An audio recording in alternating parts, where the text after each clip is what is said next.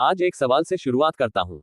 क्या आपने कभी सोचा है कि जो नेता चुनाव से पहले आपके दरवाजे पर झुककर खड़ा होता है, वही नेता चुनाव के बाद आपकी गली में दिखाई भी क्यों नहीं देता?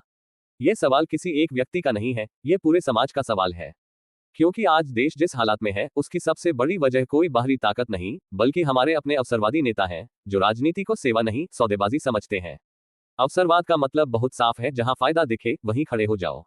विचारधारा, नैतिकता, जनता और वादे सब पीछे छूट जाते हैं। आज हमने देखा है कि कैसे नेता सुबह एक मंच पर होते हैं और शाम को दूसरे मंच पर। कल जिन नीतियों को जनता विरोधी बताया जाता है, आज सत्ता के लिए वही नीतियां राष्ट्रहित बन जाती हैं।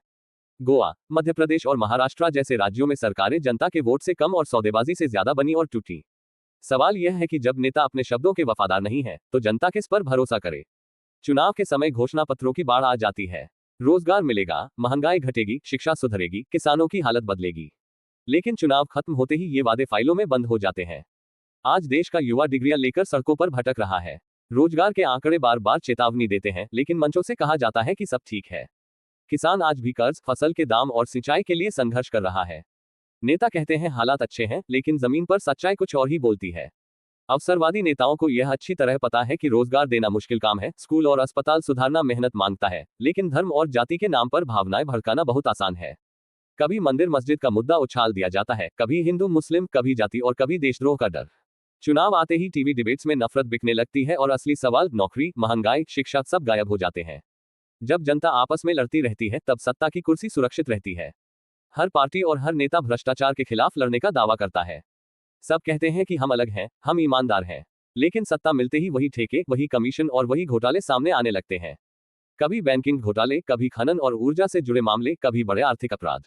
बड़े लोग देश छोड़कर चले जाते हैं और आम आदमी लाइन में खड़ा रह जाता है।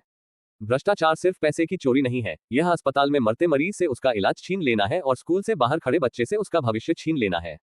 आज अवसरवादी नेता सिर्फ संसद में नहीं, मीडिया और सोशल मीडिया पर भी राज करते हैं।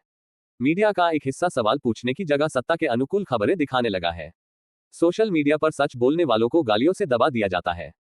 बेरोजगारी पर सवाल उठाओ तो देशद्रोही कह दिए जाते हो, महंगाई की बात करो तो राष्ट्रविरोधी बना दिए जाते हो।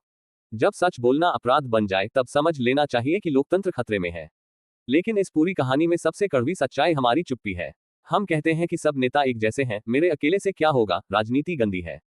यही सोच अवसरवादी नेताओं की सबसे बड़ी ताकत बन जाती है। जब जागरूक नागरिक खामोश हो जाते हैं, तब सत्ता सौदागरों के हाथ चली जाती है। आज ये तय करना जनता को है।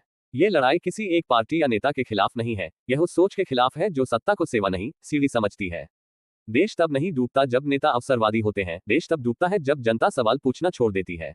अगर हमें सच में बदलाव चाहिए, तो हमें भावना नहीं, काम देखकर वोट देना होगा। धर्म और जाति से ऊपर उठकर सवाल पूछने होंगे। सोशल मीडिया पर अफवाह नहीं, सच फैलाना होगा। स्थानीय नेताओं को स्थानीय मुद्दों पर जवाबदेह बनाना होगा।